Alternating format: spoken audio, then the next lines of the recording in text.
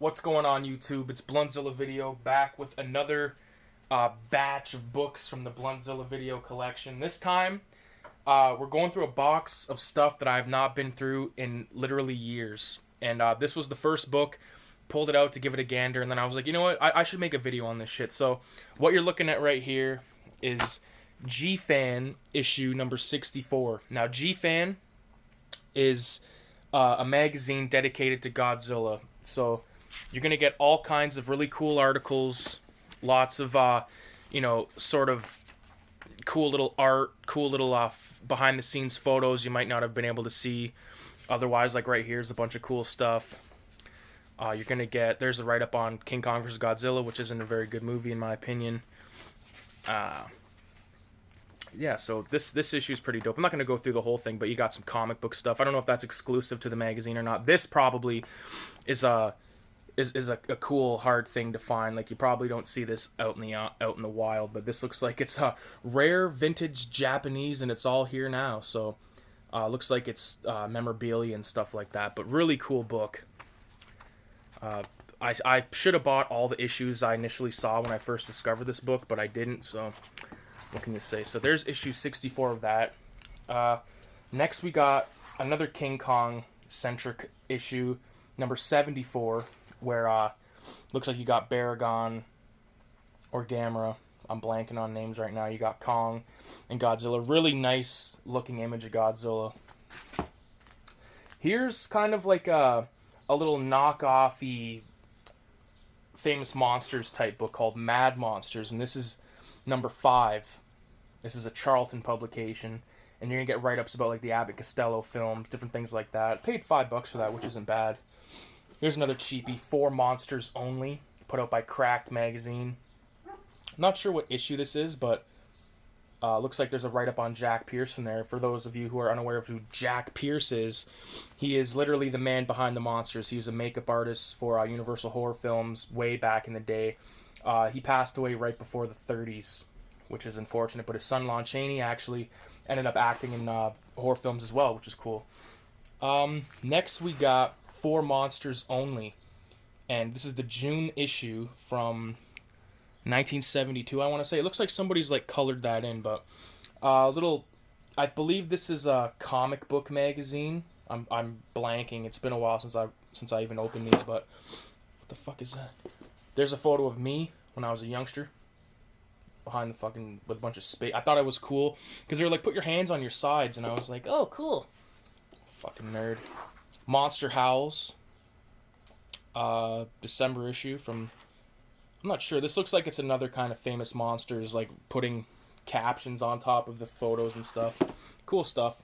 Not the stuff I'm collecting right now. I wouldn't buy that stuff nowadays. Like I'm only buying like Fangoria, Famous Monsters from a certain era, and Fangoria from a certain era. I only want stuff that I'm interested in. I don't want to buy like it'd be amazing to have a complete collection of Fangoria, or Famous Monsters, but there's a lot of stuff within there that it wouldn't matter to me. Here we got Monsters Unlimited number 6. This one's actually open, so we can check it out. Oh, here's a cool one coming up behind it. So yeah, you get a lot of stuff like this in these books. Hey Ma, Joey's been dipping into the peanut butter again. Cover up, girls. The censors caught us again. Like you know what I mean? I thought that was just a splash page, but I was wrong. Here's some cool. What's the mummy saying? Hello, Avon calling. I was actually just in Avon, Ontario yesterday, I believe it was. I was a mess before I had my job, my nose job. Fucking jokes. So next we got Gore Zone number 2, which was, believe it or not, like $1. And Gore Zone is like from the creators of Fangoria. It's basically like a Fangoria type thing where you got your video watchdog. You got all kinds of really cool stuff. What is this? Friday the 13th part 7? I think, right? I'm not even sure what film that is, but it looks fucking badass. Faceless. The Unholy, I got that. I haven't watched it. Wow, it looks pretty fucking insane.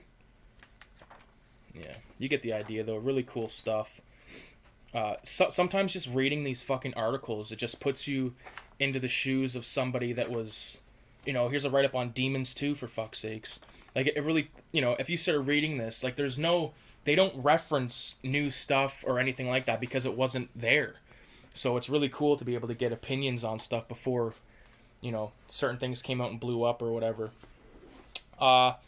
So when Godzilla 2014 came out, I bought every horror magazine that had Godzilla depicted in it. So we'll get to that later on here because there's a tab that says Godzilla 2014. But here's Scream magazine, I believe number 28. I'm sorry if I keep fucking up the way that it looks because I'm looking at the stuff and not looking at the camera, which is an amateur move. But same kind of thing, more old school feel, lots more dial or article helping you, really, like what's this? The act of killing. It's insane. Like it's just a wealth of knowledge. I think I only read 2 of these Godzilla magazines, like in their entirety. There's Black Devil Doll. Who's that? Yeah, you get the idea with Scream magazine. Here's a issue of Rue Morgue that I picked up because this is when Wolf Cop came out, right? Was that the first? Yeah, so the first Wolf Cop came out. I was like intrigued by the whole idea, and I raced out and grabbed this magazine. Actually, I might have got this after the fact. I'm not sure, but see if we can find the write up on Wolf Cop here. Oh, so there's the Wolf Cop outside of his skin. Alright, here we go. Yeah, so Wolf Cop is exactly that, a Wolf Cop. There's another Wolf Cop, literally called Another Wolf Cop, but to check that one out eventually. Here we got Cult Movies number 17, where you can find all kinds of shit, obviously, from like half-naked broads to Bela Lugosi in a turban, which I like. Yeah, like this stuff is worth its weight in fucking gold. These like, all women are whores. Pop star kidnapped by sadist is whipped and raped with a giant snake. Holy shit, in Japanese only. So you can order that film from Threat Theater International Inc. I'm sure they're probably debunked by now, but if that movie didn't sell you, I don't know what. Like, I thought that said rape behind bars. It said bear behind bars. Oh fuck, you got Cannibal Holocaust, City of the Living Dead. Stuff I've actually heard about. Oh, Guinea Pig Volume 1. I believe that's the Japanese. It's like a Japanese film series called Guinea Pig. Check it out. It looks fucked. They're short films. They're all on YouTube. Yeah. Lizard in a Snake Skin. That's a Fulci film. Yeah, so all kinds of fucking badass shit. Here's the Three Stooges inside of a cult magazine. Yeah. Fuck yeah, man. Really cool shit. Here's another really cool one called Toxic Horror. This is the first issue, actually, from December of 1989. And there's, like, the worst fucking Michael Myers mask. Like, just to put it on record, when it comes to the Michael Myers films, the Halloween films with me, I stick to 1 and 2, and then sometimes 3. And then everything after that, I don't give a fuck about. I do enjoy the Rob Zombie films. The second one I do think is fucked up, but I don't mind it. I didn't really mind that new one, but I probably never have to watch it again. I actually seen it at a variety store for like $4.95, and I was like, nah. And now I'm like, why the fuck didn't I buy that? Just for the commentary, if there is one, so I could get some explanation. Maybe Danny McBride is in there. So here we're looking at Toxic Horror. We got They Live. We got Cronenberg right there. Just like even like this little bullshit on the side. Stuff like that. That was the type of stuff I was literally obsessed with. That kind of looks like the Phantasm Sphere. I was obsessed with shit like that, and I would draw that stuff and just like replicate it. And yeah, it was just, I just love little pieces of artwork that, are kind of forgotten. Like there's probably more in this book somewhere, but yeah, you get the idea with Toxic Horror. Another kind of Toxic Horror books. Horror Fan, I believe, right? That's not even the right sticker that should be on there. It says 70s horror books. Horror Fan with Leviathan, The Gate 2, and not sure about this last one here. Alright, we're getting into some famous monsters. I'm going to kind of fly through these. Here's number 65. These are like, I don't think these are, I think this is the best horror magazine for collecting, but I think informative wise is Fangoria. But you can't deny the famous monsters. covers. Did I skip one? Okay, so there's 65, 68, 64. I think this was the first one I got, number 52. Sorry that it's cut off, but what can I tell you? Maybe I go like so. This is number 67 with Lon Chaney Jr. on the cover. We talked about his father earlier. Number 66. I was getting these for dirt. This might have been the first one, actually. Number 63 from March. Basil Gogo art, right? Yeah, amazing artist, Basil Gogo's. This is like a really thick. This is Famous Monsters number 251. And it's like you can see, it's very, very thick, like she said.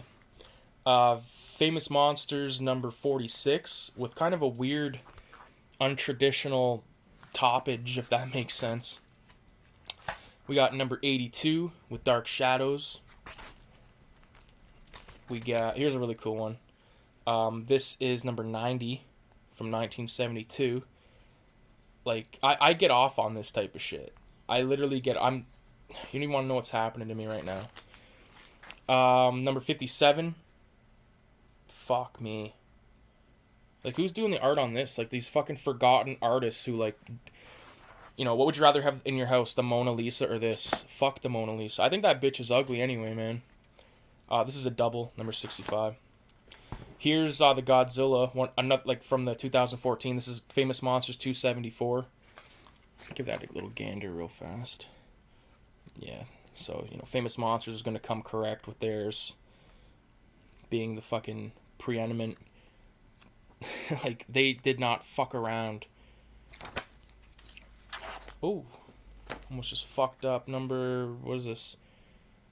Number 155 almost just got fucked. But here, this is like Doctor Who. Like, I don't give a fuck about Doctor Who. Let's see what's in here that's of value to me that's not Doctor Who. Looks like some samurai pigs. Is that from Doctor Who? I might have to watch Doctor Who if there's samurai pigs. I'm just fucking around. I know Doctor Who is really well loved, but it's just not for me. Okay, here we go. Fucking give it to that bitch.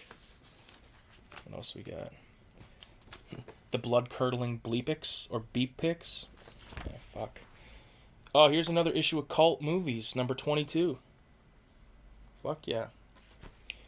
We got, moving into the Fangoria, it looks like. This isn't all the Fangoria, I'm pretty sure, but this right here is issue... Do you know what? This one doesn't have the issue listed. But, one thing I should point out is the Famous Monsters, the front cover, there's usually a cool magazine. Or poster, rather. This is... Fuck me. Number 87. What the hell was that? Oh.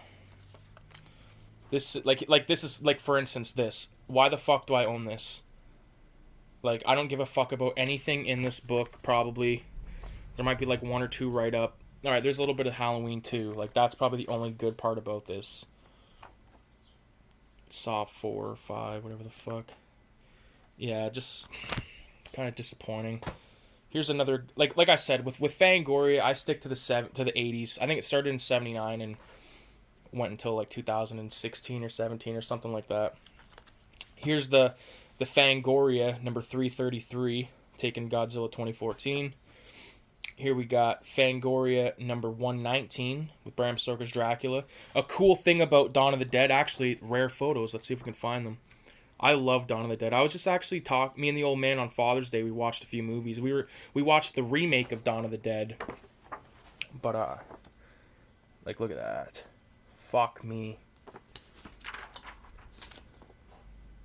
Trying to see if we can find, like, a really cool, rare photo you've never seen.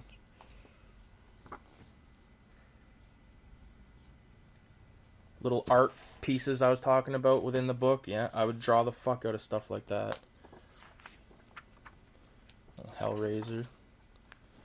Yeah. Badass. Oh, here's the 1992 Chainsaw Award, so you could check out the winners. Let's see who the winners were. So, Best Studio Picture, Big Budget, Silence of the Lambs. Low Budget was Bride of Reanimator. Best Actor, Silence of the Lambs, Silence of the Lambs. Blah, blah, blah. This is kind of a fucking mockery, but it's 92, so what can you do? What the hell's this? Fangoria number Fuck's sakes. Why can't they just put it in the same spot every fucking time? It's a joke. This looks like it's got some Freddy Krueger action happening in there. What number are you, whore? This one is number 46. Talking about Life Force, talking about Day of the Dead, you know, all that good shit. Here's Fangoria 321. Fangoria, this is a nice thick one, number 197 with Pazuzu on the cover. Fucking love Exorcist. Oh yeah, this was a cool score. Vampire in Brooklyn with Eddie Murphy. I fucking love Vampire in Brooklyn. Such a classic film from my childhood. And if you haven't checked it out, check it out. It's actually directed by Wes Craven, written by Eddie Murphy, his older brother Vernon, and his other older brother Charlie, who's since passed. Halloween 5. Yeah. I guess the reason I would like this would be for maybe the... I don't know, there's not too much happening here that's for me. Just because those later sequels to those franchises, like the Michael Myers and the Chainsaw and that, and Freddy, like, it's just not... wasn't for me, man. Fangoria number 276. What we got here? Number 258, Saw 3. This is my oldest issue of Fangoria, and it's not in a fucking bag or anything. It's number 4. Talking about Salem's Lot. So this should be from 79. If I'm not mistaken. I mean, it's not as old as some of them. Like, I got some shit from the... Alright, this is from 1980. So yeah, started in 79. It's kind of a bummer that the oldest issue I have has Spock on it. Rest in peace of Spock, but it's not really my style. There's the Horror Hound Godzilla. There's another Horror Hound with 30 Days of Night, which I love. Alright, talks about Rob Zombie, Alice Cooper, Halloween 3. Resident Evil Extinction, a couple other cool things. I'm nearing the end of the box here. We got the Wolfman, Horror Hound number 21. Wasn't a big fan of this film. This is a good part about having this book. A History of Horror Hosts. So if you're not if you don't know what a horror host is, the Crypt Keeper, Elvira, Coffin Joe, people like that are the ones that fall into the horror host. So this right here, I actually do remember taking a look at this.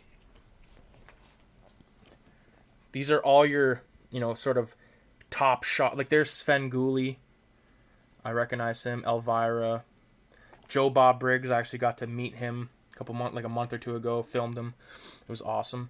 Gilbert Godfrey. I wonder if Ed the Sock is on here, because Ed the Sock was sort of my horror host. He ran a show called This Movie Sucks, which is how I got my fix, so to speak. We also got a plastic fork. Was that it? All right, was that the last one? Okay, yeah, see, I know I skipped a few here. So 30 Days of Night. We got Nightbreed. It talks about the Blair Witch Project. The Video Invasion, Unicorn Video. Not sure what that is. This is the first issue of Horror Hound I ever got, number 41. I think it was the first. It was the first one I bought off the stands, I think. And then, the Wolfman one. So, and then this is just photo paper. So, you've seen a big box of horror magazines. I hope you enjoyed it. I have like a few more boxes like this with random stuff, so I will definitely go through those. Thanks for staying tuned. Thanks for watching, and be sure to subscribe and leave fucking comments. Tell me what you want to see. If you've seen anything in here that you wanted me to kind of like give a deeper look into, let me know, and we can do that for sure. So, adios.